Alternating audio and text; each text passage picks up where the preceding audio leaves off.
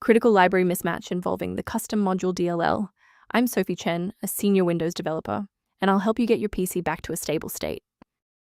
Before starting the manual troubleshooting for custom module, you can find a diagnostic tool for a thorough environment check.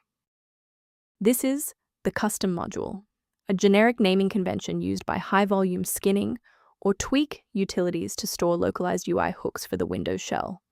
Because it modifies File Explorer or the Taskbar, it is a high-risk file for antivirus heuristics. If missing, the third-party UI modification will fail to apply.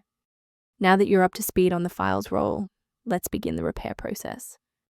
The file custom module DLL is required for localized application manifest to properly initialize, and a full reinstallation of the application encountering the error will fix the issue by restoring all unique third-party dependencies.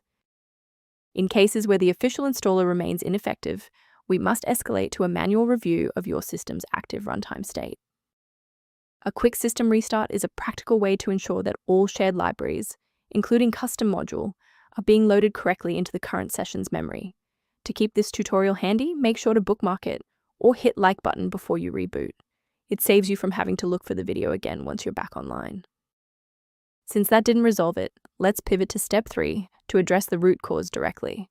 If you need to pause the video to get your workspace ready, take your time. Sometimes a simple restart isn't enough for broken runtimes. Follow these steps to refresh the redistributable files. First, go to Control Panel, then select Programs and Features. Second, find every Microsoft Visual C++ Redistributable 2005 through 2022. Third, right-click each and select Change, then select Repair. If that fails, download the latest all-in-one VC++ redistributable package from Microsoft's website. Please note that for DLL files with numbers, the number tells you which version to repair. For example, 120 equals 2013. Before you finalize your changes, I need to emphasize the importance of using trusted sources.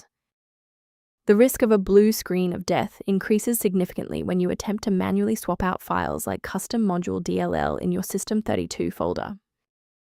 Protect your workstation's long-term stability by utilizing a professional-grade diagnostic for routine environment checks. For users seeking a more stable workstation, the utility linked below references custom module configuration concepts. Liking this video tells us which technical fixes, like this one for custom module, are most helpful to you. Subscribe now to build your own library of verified support resources.